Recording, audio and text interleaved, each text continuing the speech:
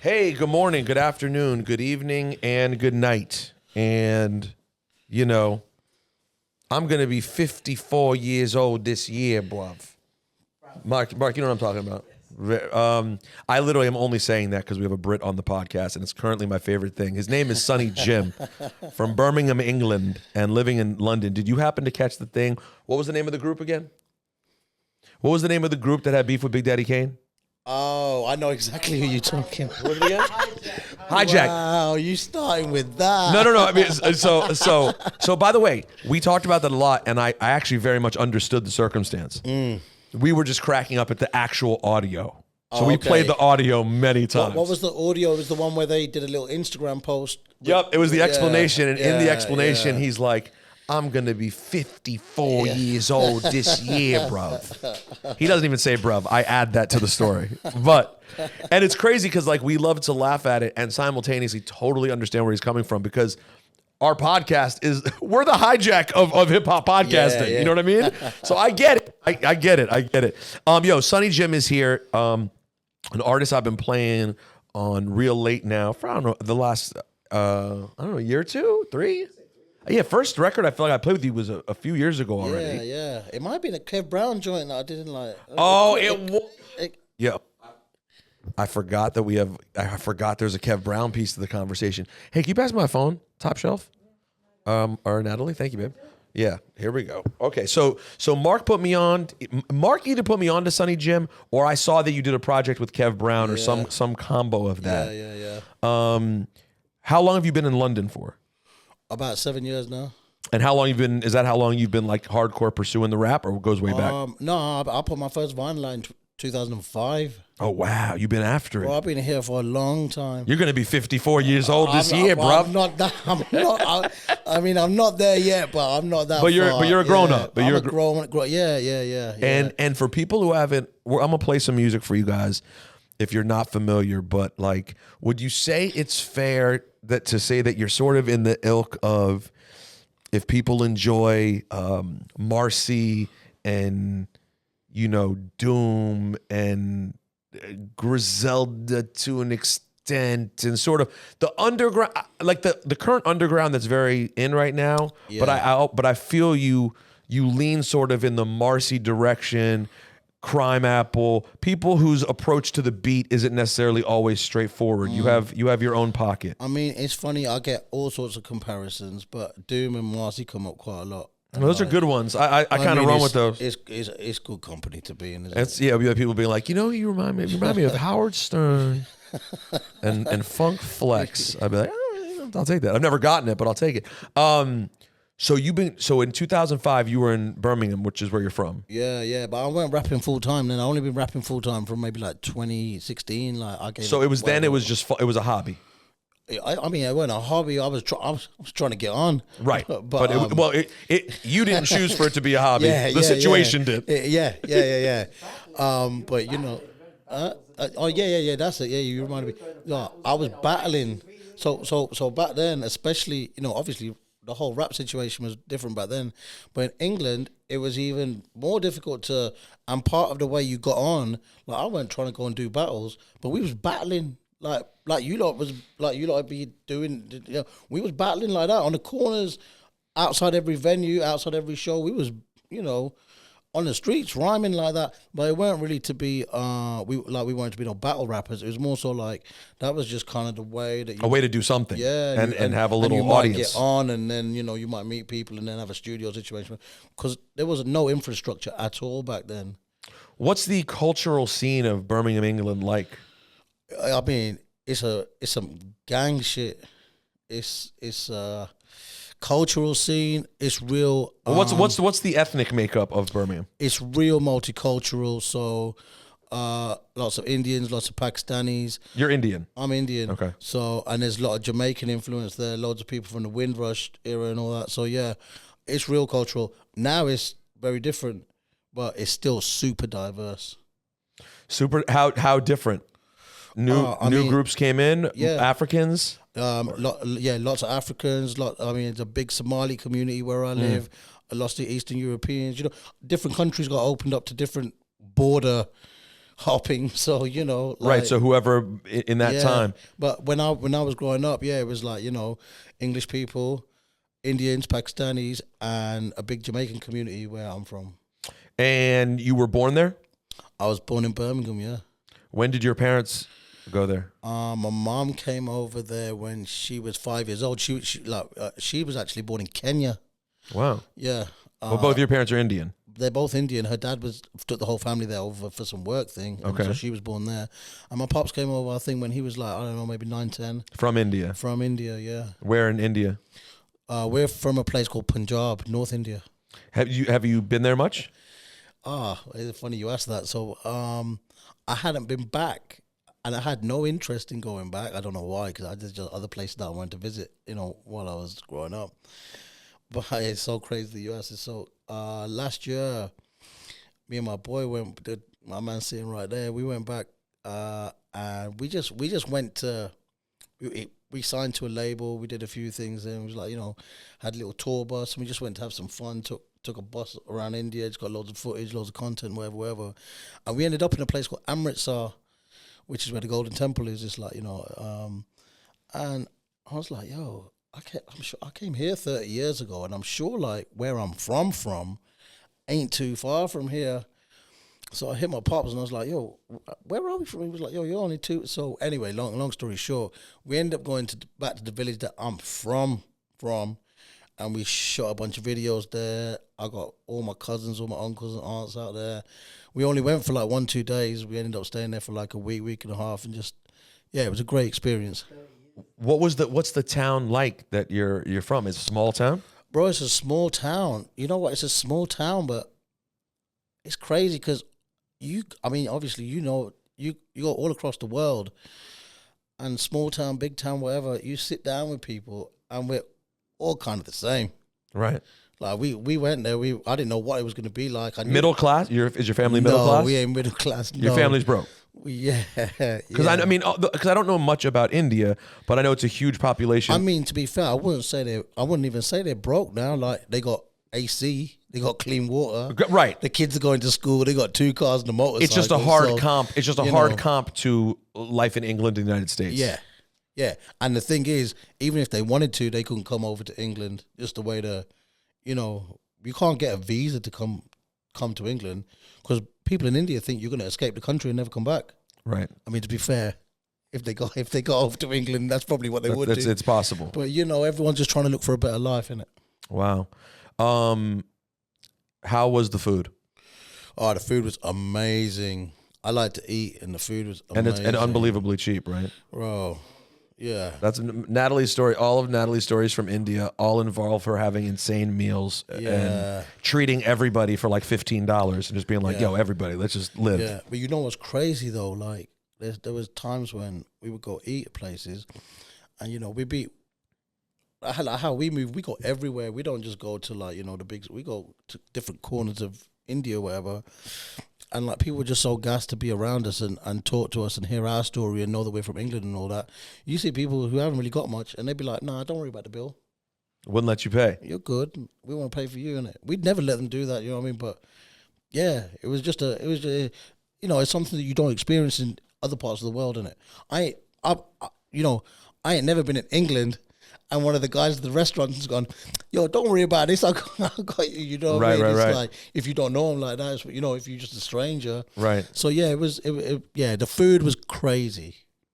Does your mom make home-cooked Indian food? My mom ain't a good cook, but shout out to my mom. The disrespect is crazy. No, that's why the honesty. The honesty is crazy. Shout out to my mom, though. So no one cooks like authentic Indian food in the house? Oh, no, I grew up eating authentic. That's why I knew what it's like when I went there. But my grandma used to cook. Ah, she was the one. Bro, you know what? My grandma used to cook. R.I.P. She died like a few years ago. Oh, man. And I was real close to my grandma. And like this just continuation of the story, but I made an album with my man here, and I started rapping in Punjabi. That's my language, Your native tongue? Yeah. And I never thought of doing that, but when we got the deal and all that, they weren't asking us This to do deals that. with a label called Azadi Records. Okay. Yeah. Wait, and did you already know Punjabi? bro. So I tell you what Punjabi I thought I knew. So the only person I used to speak Punjabi to was my grandma. And then I knew a bunch of swear words and, like derogatory. Right. And so as soon as he said, all right, cool, we start. So, we're rapping in English, whatever. But I was like, he's like, yo, you should rap in Punjabi. I'm like, well, all right, let me give it a try.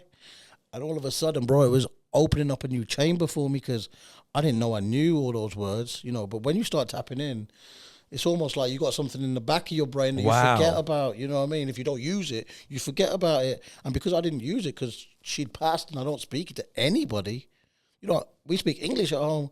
So when I started writing, I was like, yo, because I've been rhyming so long that I've used a lot of the combinations and schemes and so it gave you a new chamber. I get it. It opened up all these new sounds. Yeah, bro. On the way here in the taxi, we met a guy. We asked him what his name was. He said Mr. Singh. So in India, if you're Punjabi, everyone calls themselves Mr. Singh. So I told him about my village where I'm from, and he was like, bro, I've been there. This is the guy in the taxi on the way here. We played him a joint, me rapping in Punjabi. The guy was gassed. He couldn't believe what he was hearing. Hold on, I want to hear. Can you tell me? I want to hear a song of you rapping in Punjabi. I haven't heard that. What should I listen to? Is it on streaming? No, none of his side. He can play you. He's got a joint. Hold on, I need to hear this. He's got a bunch of joints. You guys tell me. Actually, can you play him Cold Blooded? No, but you might. Will you just send it to me? All right, so we'll play that in a second. But that's crazy. That it's really interesting to think about, though, that you could, if all of a sudden you realize you have access to more words. Yeah, man. As a rapper who's already, how many different projects over the years have you put out? At least 20. That's a lot of words, bro. That's what I'm saying. So you've made hundreds of songs. Yeah, thousands. So like with that amount of music that you've already done, yeah, I can imagine the creative boost that you got. It was like. Bro, now we're on our second album now with the label, and I'm rapping so much in Punjabi. He's telling me to cool out because he speaks Hindi. But he's like, yo, chill, like. That's super cool. Have you found audience with it too? Like immediately to people. Bro, there's the whole crazy thing out there because there's so many people there, and I think that I'm very sure like this is a stat. The demographic of 18 to 30 is the biggest in any country. So the young people there's loads, hundreds of thousands, millions of, probably millions. Hundreds of thousands. India's 1 billion people, no? Yeah, that's what I'm saying. So there's millions of people that you can tap into. I've been doing this music for so long, and obviously I got to join with Doom, whatever. That's my most popular song on Spotify. It's a great record with Doom and Electronica. Appreciate that. So this group, See Their Mort, that he's talking about, I just done the song with them maybe 6 months ago. That's my second most popular ever. So that'll show you how immediately how big, by tapping into how big their audience is, and that's I've put out all these songs over the years, and my second most popular ever is one that I've done 6 months ago with a group in India rapping in Indian. There's 808 million people under 25. Here I am saying 100,000. You're like 100,000, hundreds of thousands, maybe. Yeah, bro. If you could catch a wave with the smallest percentage of people. Yeah. You know what I mean? Yeah. That's a crazy number. Now, I have to imagine there's loads of Indian people in the British hip hop scene as well. Or not as many as I would think, considering the cultural impact. Less than 20. 20 that I know. You mean artist wise? I couldn't even tell you 10 artists. Yeah, Indian British artists that do rap shit. That do rap. But what about fan base wise? Oh, fan base wise, I mean, I don't know. I ain't really looked at it like that, but I don't think I'll get. I mean, if I do a venue of say 500, I might see 20 Indian people. So it's not as if, because the reason I say this is because obviously the cultural impact of Indian people in England is big, right? Oh. So there's obviously the people are there. Bro, you know what's crazy? Yeah, I don't really look at like YouTube comments and that, but every now and again that I do, you know what people be arguing about? my race and my color. So like I don't think people know that I'm Indian or know that I'm of this background or whatever. You know what's so funny about that too? It's weird, you know what I mean? And it's also funny because as Americans, we're just generally ignorant and stupid. So full stop. Like when you walked in, I was like, literally when I hear you, all I hear is a British dude. I mean, that, you know what? That's what I want. That's it. So Yeah. to me, your brand. I was listening to your album this weekend at the grocery store, just walking around listening to your most. What's the name of the recent album? Ortolan and Armagnac. And it's dope, by the way. Thank you, appreciate I it. got like one track after another. No, it's a no skip. Great I was hip hop. trying to bring the producer with me. He was here at UFC with me on Saturday. He just, really? He just flew back yesterday. He had a little issue and he had to go back. Yo went to UFC. Yeah, we went UFC. We went to Madison Square on Saturday. That's why Y'all we are was rich. here. Y'all are rich for underground rappers just to get in the building. We didn't pay for no tickets. All right, good, because that shit was super expensive. Yeah, no, they were charging John, what's his face, prices, John Jones prices for not a John Jones fight. Bro, if you need to connect, I might have it for you. You got the link? Yeah. Because that place is, they were charging $1,000 to get into the Garden, regular tickets. Wow. I think the lowest seat, I believe I heard the lowest seat at MSG for UFC, what was it, 295, was 800. Yeah, crazy. Yeah, even when I was trying to go in England, when I didn't have the link, they were charging something like that. Yeah. It's wild. No, but it's interesting because brand-wise, when I'm listening to your album and I just hear you, what comes across personality-wise, obviously, is your voice. Like, even the most open-minded and diverse of sort of U.S. hip-hop fans only hears so many British rappers unless you are... Oh, yeah, of course. Unless you're specifically into grime or UK rap, and like that's what you listen to. Yeah. But like, I would say I'm probably more aware than the average American, and I still have a very limited base of UK rap that I've listened to. Now, get even more inside, because you're not just like UK rap, it's underground rap. Yeah. You know what I mean? You're part of this whole underground thing. This shit is super niche. It's super niche. But really dope, man. So what was the first thing that you did that got any headway, that started like... I would say, I mean, the first thing that I would consider the way I can answer that question is the first thing where I went, okay, I'm not working anymore. Okay, that's a fair one. I'm gonna be a full-time rapper now. Yeah. Was when I dropped the album Muddy My Malbec. We had Westside Gun on there before he was What year? popping. This is like 15 or something? 2016. 16, We got the joint off him in 2015. We dropped the album in 2016. We had Heems on there. We had Dash on there. We had Quelle Chris on there. You know, and for a rapper, especially from that time, no one was really doing, not from where I'm Which from. Heems? Current Heems of now? I mean, he's gone through lots of phases, but Not Indian Heems from Queens? of course, man. Well, no, because there's Heems who rolls with Rick Hot with yes, there BSF. is. Yeah. Shouts yeah. out to my bro Heems. Yeah. Babe, Queen- remember Heems is my man who you and I were watching a random episode of Anthony Bourdain, and I'm like, yo, it's my man Heems on there. Yeah, that Heems. That yeah. Heems, Yeah. who made the Pizza Hut and Taco Bell. The most Queens dude. He's maybe one of the most Queens individuals who's ever lived. Yeah, for sure. He embodies it. sure. So you did a record with him Yeah, as well, going back. I mean, he's on our new album as well. So this is the first project that pops up on Spotify is The Greatest Sin 2012. Ooh, you're going all the way back. That's got AG on it. Nah. From Digging in the Crates. Wow, y'all got 2012. AG on this joint? 2012. Oh yeah, this is with AG. This is a single with AG. AG came to the most ghetto studio in Brixton, and he came on his one before he had to do a show, and he repped it. AG came to the dirty part of Brixton by himself. And how did you get this done? You gave him a bag of cash? This was in the MySpace days. Okay. I ain't gonna say how much, but I sent him some bread on MySpace, and like he was taking a minute to send it back, and I was like, I might not even get his back, you know. And then when he was in London, I said to him, yo, I'm gonna be at the show, so can you come through to my man's studio and And he was good money. He came by himself to the studio 3 hours before the show, kicked it with us. He had his guys calling him saying, yo, you got to come to the... He was like, yo, you want to come to the show? I said, wow. Yeah, shout out to AG. In fact, I just got another verse off him recently for another project I'm doing. I think he's living out in Japan right now. He is. He lives in Tokyo. Before I starve, you would call me a burglar. Yeah, that's crazy you pulling up shit like this. You know my favorite thing about this is? My favorite thing is that what you have online is you have the radio edit up. There's both. Yeah, okay. Yeah, I mean, we don't be making radio edits now. I was about to say, this would have been just for me. I would have been...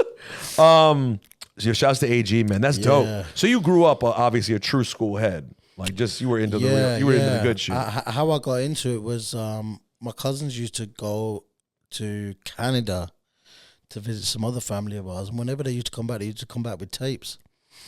And, like, my first, like, foray into it, or just, like, you know, getting a little glimpse was they used to come back with Scarface joints, Ghetto Boys, Ice Cube, you know, all that sort of thing. So that was my first, like... And you know what? As soon as I heard that shit, I was like, "Yeah, this is me." So that was my in. I can't remember what tape it was, but Scarface was one of the first. Really? Shit that I was like, "Yeah, I like this shit." Yeah. The Diary? Been the Diary? Nah, this was before the Diary, bro. This is wait, but Mr. Scarface? It's got something with the title, "The World." The World Is Yours. That's it. Yeah, with that cover with like that super basic ass graphic. Yeah. That was like one of my first rap albums. So the record Bar Simpson is your biggest record on Spotify. Yeah. This is the first this is not the first one I played. This is the one I played probably the most. Okay. For someone recent. On the Montclair, left the lodge, shot the day, smoked the spliff with the Swiss chocolatier. Tap your pocket, flossing. Out in Florence with the Saint-Tropez model and an ounce of orange. Tax dodging, smoking that Moroccan. In the trap cropping, bag of man cotching. Next week I'm out in France yachting. $2,000 in my back pocket, cop this on the black market. Gourmet dish, I covered all bases. County court cases, I caught a case at the horse races. Tom Ford framing, hopping off the boat blazing. Blood address for the occasion, the shrimp's Cajun. My guy Purist. He produced the whole album. And if you're hearing this and going, wow, MF Doom would sound great on this, I have fantastic news for you. Keep listening. It will happen for you. I like that little sound. Like we DJ, little segue. Pay attention to the detailing. I'm all over my Anna Kournikova. I had to call her over. Casanova. Wow, the Anna Kournikova bar is crazy. Poster, score a goal like Zola and take home the Gorgonzola. Gorbachev chop the Yola, roll the Utopia. Black bottle Remy at the Grosvenor. You give me a lot of Ghostface too.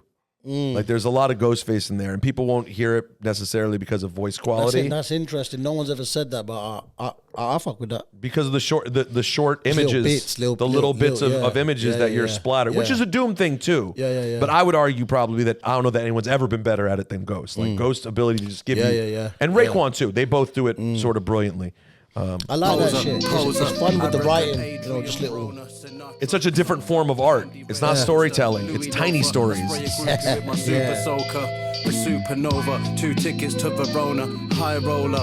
I tell her wake me up when the flight's over. Salute. All brothers bless up, even rappers up in daddy's closet playing dress up. Real spiffy, spark a cigar for ya. Speak to only bosses, regards to your employer. Tom Sawyer's Y'all are here for a few more days, right? Yeah, we here till Sunday. Till Sunday. Y'all should make the trip out to Long Beach and go to Doom Street. Oh, okay. They have a street named after him in his hometown. I feel like that would only be right, especially now that you said it. I can't like go back home without a picture. Yo, it's a little trip, and then guys, Jay Electronica's on after that. This song Bar Simpson is fire. So yeah, he has a street named after him. Although I believe the last time I asked about it, it had been stolen. What, the street sign? Yeah, but that happens to all these street signs. So like apparently every legendary street sign that's popping up right now, someone comes and takes it until they get another one. If they've replaced it by now, we're gonna try to steal it. Yeah, and you guys can be out of here quick, and others have to put up another one. Yeah. But yeah, it's called Customs won't know what it is. Nah, they'll think you bought it. It's called I I think the street's called. It's crazy. The street, I believe, is called KMD MF Doom Lane. Wow. Yeah, that shit's crazy, bro. Yo, he deserves that shit. And he deserves it. I know, and I posted something about that, and people were like, he's from England. I was like, yeah, he's kind of from England, but if you really listen to what sort of shaped him, we claim you him. claim him. We You guys claim take him. Yo, he's one we can claim. Yeah. Now, do you guys actually claim him though, in a serious way, or no? I mean, not like that, but we do now. But you are. Yeah. I mean, like, he was born there. It's definitely worthwhile. But I mean, I always think of Long Island being his sort of. Yeah. Like, without that Long Island experience that kind of turned them into KMD and turned him into to Doom. So how did the Doom record come together? Because this is when he was alive, and this was not, no one ever regards getting an MF Doom verse as an easy task. Bro, we got the verse in 2018, so the album didn't come out till last year. So I was sitting on the Doom verse for like 5 years or something. Wow, that must be hard. You must have wanted to drop that bad. I wanted to drop it bad, but also I knew that it's almost like now it's gold. if you got that, as long as everything's situated right, everything's gonna go right. And Right. we had the song, we got the J verse in 2018 as well. So how did the Doom verse happen? We just hit him up. On the internet? My boy, who used to be my manager, he had booked him a couple times because he's a big promoter out in UK, and he just gave me his email. We hit him up, sent him the first half, and me and Purist was like, yo, we might not see this money again, yeah? Oh, you sent the bag up front. Yeah, okay. No, we sent half up front. Half up front, okay. Yeah, So you figure there's a risk we might lose this half, but we're going to take this shot. We're going to take a punt. Bro, it must have been less than a week, and he sent the shit back. And we paid him for a 16, and he done like a 24. I'm a rapper that gets paid for 16s. If I get paid for a 16, guess what I'm doing? I'm doing a 16. Realest shit you ever wrote. I know as a rapper, like, they must like what they hear and be like, oh, Yeah. It's him. I feel like Doom often goes off on an amount of bars that I'm like, wait, that was not a 16. That's 20. That's, yeah. Yo, you must have bugged out when that email hit. Bro, I couldn't even listen to it for the first 2 days. So I was just like, what if I don't like it?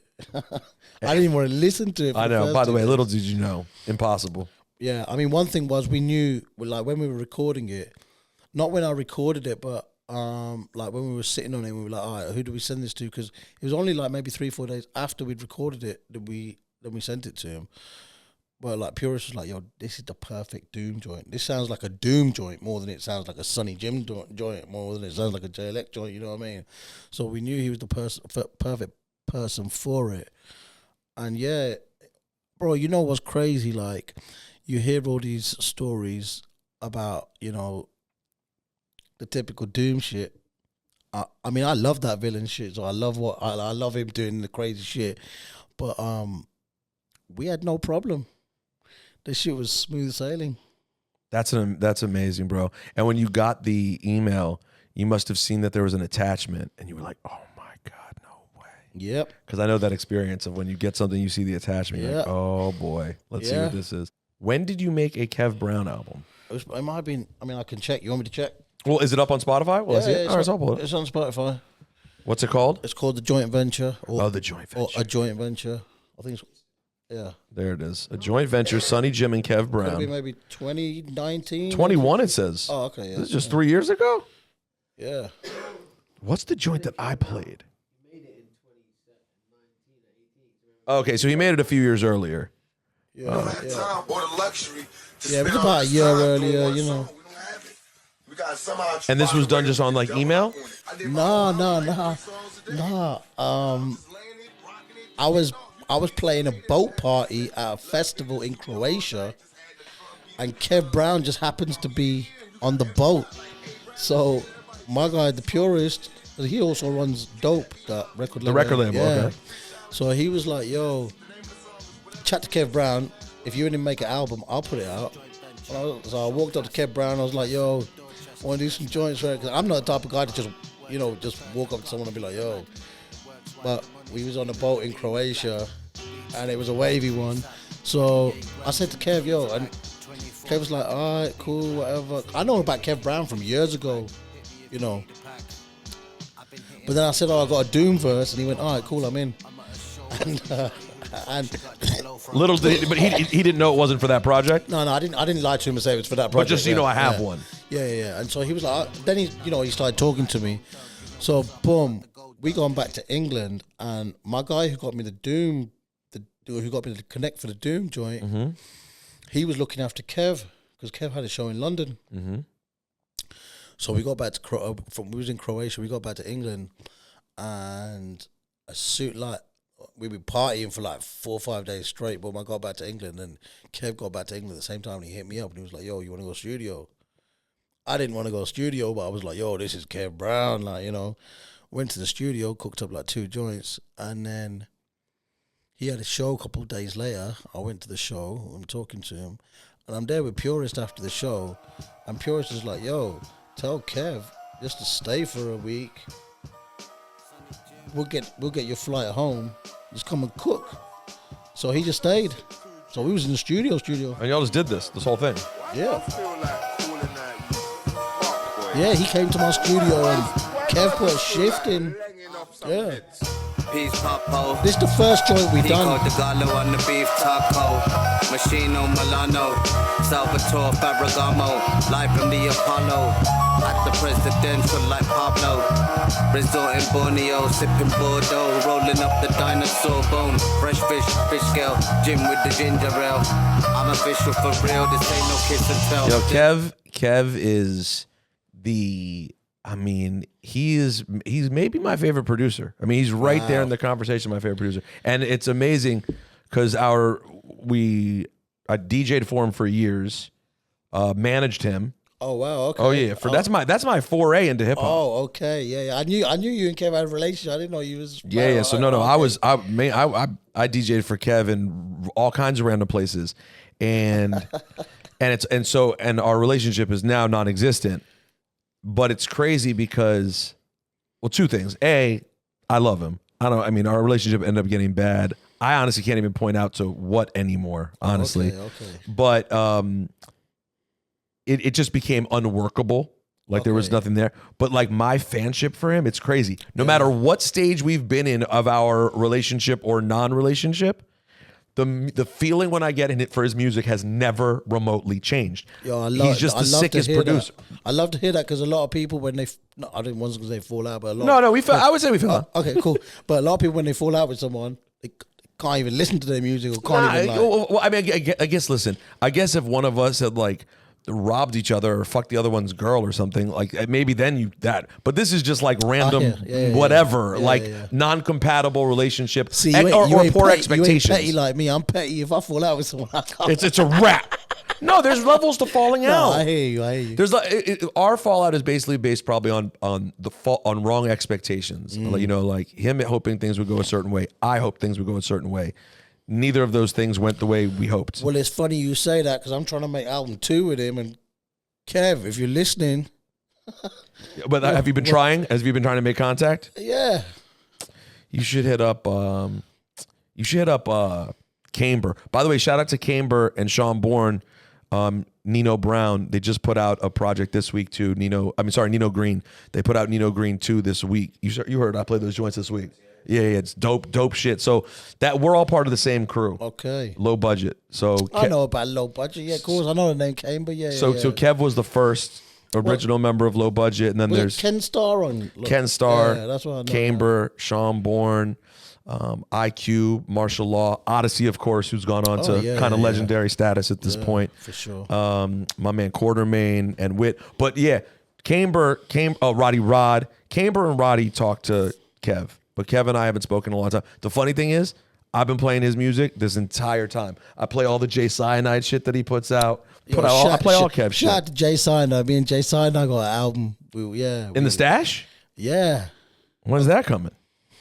I mean, bro, at this point, it's just like trying to find a time in the year to just put all it and do the right. How many projects do you have in the stash? I was telling your brother here, I said I don't even like saying these sort of things because it sounds funny, but I got like 25 albums done. Okay, relax, pal. No, I'm serious. I can play them to you all after this, Peter. I got joints. I got thousands of records. I don't even be working like that. Yo, you have this project came out November 6th, the newest one, just a few weeks ago. Yeah. This joint right here, you got the your old Droog and Heems joint. That Droog verse is like 5-6 years old. I've been sitting on that too. Not deliberately, just it was just there. Picking the right spot. Yeah. Heems and Droog. Jump shots in these Jordan ones. This was all comped. Poured the Bordeaux on the Bourguignon. Then drive the Ortolan. I'm staying on the line until it's all gone. We're both safe. Saudi Prince in the gold wraith. So tell me, The flow smooth, what like is butter what is life like? What's the financial life like for an underground rapper from England? Bro, I mean, you're posted up here in New York for the week, going to UFC, hanging out, doing your thing. yeah, it's pretty good now. It's not. See, when before I quit what I was doing, I started doing rap full time. I was paid, like I was getting real money, but now I'm getting UK rapper money, underground indie money. So it ain't like what I was on before, but I get to just do this every day. So It's the trade off. Yeah, man. You get to live life and have a good time making your art. Yeah. And by the way, I mean, it's not as if you've hit the ceiling. You know what I mean? Like, bro, I think I'm you're just probably just getting kinda- started. Yeah, I feel like I'm just getting started. Yeah. and we, and shout out to Benny was just here before you got here. Shout out to Griselda, who they did so many different things for rap, intentionally and unintentionally. But one of those things is showed that you could break through in your late 30s. Yeah. You know what I mean? Yeah. And remind people that we already know that hip hop, there are rappers who are 50 now, but they've been on for 25 years. They showed that you could get popping in your mid 30s. Yep. You know what I mean? Yep. Like when you really think about it, whether West Side Gun's in his early 40s now. But you see, no one ever brings up their age. No, it doesn't really matter. But hip hop's always been a thing where, oh, you're an old guy, you're past it, and you're like, but it's changed now, isn't it? Especially with people like that. Just like, It's all about the approach to it and the situation. and also they got more sauce than a lot of kids who are 20. So Yeah, that exactly. if you got sauce, you got sauce. I think it don't really matter your age. You know what I mean? How much are people in the U.S. checking for you at this point? Like, Bro, have you done a bunch of shows out here yet? No, I haven't done a bunch of shows out here. I'm planning to come back out soon, and I want to put a show on in New York. Only something small, and I want to do it myself. And I know it's gonna be a wave, but I haven't really. Yeah, all I've been doing out here is just, you know what? There's a bunch of I'll tell you this. So cats like Top Shelf and a few others. 5 years ago, I looked on their platform and I was like, shit, maybe I can get on and do this and go on these platforms. And then fast forward to now I'm hitting people up and they're like, yo, we'd love you to come on.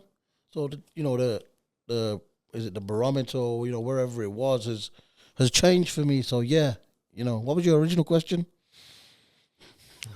Had you done shows out here? No, I was something about About age, yeah. no, it's something about New York, something about No, and had you started to get recognition in the States? That's it. Yeah, I feel I have. It's hard to gauge. I'm telling you right now, as God is my witness, the platform, this Juan EP platform is not huge. We're niche also.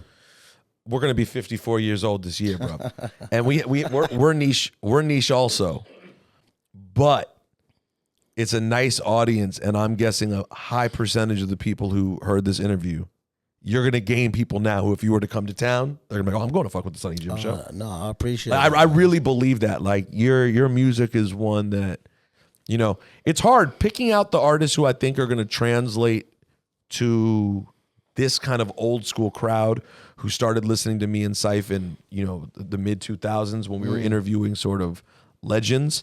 You don't know who they're going to take to, at this stage in their life. They started listening to us when they were 25, 30. Now they're 40, 45, like people have children, and some people don't have, that they're not following up with current hip hop, right? Like they listen to podcasts. They would sooner listen to rappers talk on a podcast than listen to albums. Some new music. Yeah, that's crazy. So what I hope to do is I don't try to over inundate the people with new music. I try to be selective about the things that I think they would actually fuck with. So when Mark said you could come through, I was like, you know what? I think Sonnyjim, I think this will cut through. Like, I think we have. Well, first of all, we have England's one of our better markets. In general. So like outside of the U.S., England's I think our number one market. So I think there'll be people who are familiar and others who are apt to be familiar and want to support some good.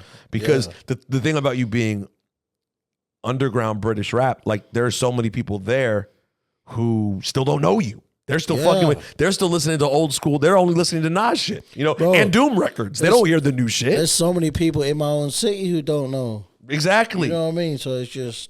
So one step at a time. But yeah, man, it feels like it's going the right direction. You got a lot of dope music out there, and I'm glad we got to have this conversation. No, I appreciate it, bro. Also, for anyone listening right now, by the time you're hearing this, go on the YouTube channel. And you can watch the video and also the freestyle video, which is some fire over some Rock Marcy shit. Yes, sir. Do you have a Rock Marcy record already? Couple, yeah. They're already out. I got one that I produced for him and Conway, an EP that I put out. It's called Kevlar Tux. I got one that I produced for him and Vic Spencer and Verbal Kent. Yeah, we got You got shit. Some so you produce. I produced too. A lot of people don't really know that. I mean, I produced a whole EP for Conway back in 2018. Wow. Yeah, but people. What's your machine of choice? The MP. Wow, you're an MP guy, huh? Yeah, but I also like DJ Khaled it a bit and just go, yo, you press that, and. So I like that. I like that. But you can use the MPC. I can push the buttons. Yeah. You can put. By the way, I'll take your word for it. I mean, that MPC is tough, bro. I got a 1000, and I am. I'm not. That's why I use 1000. I'm not technically incapable. Like I edit video, I edit audio. I've produced records. I've made beats with very basic shit. I cannot figure out the MP, bro. But it's so unnatural to me. It's so Natalie. It's interesting if you ever play around with it. It's like to me, it is so unintuitive. Yeah, I mean, to some people, it's like going back in time. It is. No, it's literally going back in time, and I'm like, wait, they want you to. Yeah. I find this shit to be complete fuckery. But then once you have once I actually properly load the sounds, it's a lot of fun. Yo, that's the not the hard part, but the work part, loading everything up, loading sounds ready. That's when you go into Khaled mode. And he's like, yo, load that motherfucker up, man. By the time I get back, I'm gonna go roll this blunt. That's it. And then load that shit. And then you hop on the machine and press the pads, and that's the fun bit. Right, you can hit the pads. I mean? Yo, you can catch a little pattern. Who wants to chop? You're like, take a little off this though. I don't know how to turn the fucking wheel and get the beats down. That's the truth. Yeah. His name is Sonnyjim. The album one more time. Ortolan and Armagnac. Shout out to my boy Lee Scott who produced the whole thing. I can say super confidently, no Americans understand what the fuck you're saying. Can I just tell you what it means? Yes. All right. And quick. spell it, please, so they can find the album. So we actually spelled it wrong initially, and I had to call the vinyl company and go, yo, we spelled Ortolan wrong. Luckily, we got it fixed in time. But it's Ortolan and Armagnac. I'll just quickly explain what it means. So I like to eat, remember? So back in 19th century, Parisian, there used to be this delicacy, and it's a whole baby sparrow that they drown in Armagnac while it's alive, and then they roast the whole thing, and then the way they eat it, they eat the whole thing apart from the beak, but you got to put a napkin over your head because it's considered such a disgusting thing to do that you have to hide your sins from God. That is a horrifying image in every way. Would you try it? I would not. Just on a loan of drowning the poor live sparrow, a baby sparrow? Well, I mean, it's illegal now, even in France. Oh, God. What is going on? I've always said the French are sick. I'm just kidding. Calm down. Hey, thank you, man, for doing this. Bro, I appreciate you having me on here. Thank you, bro. All right, everyone. Good night. Peace.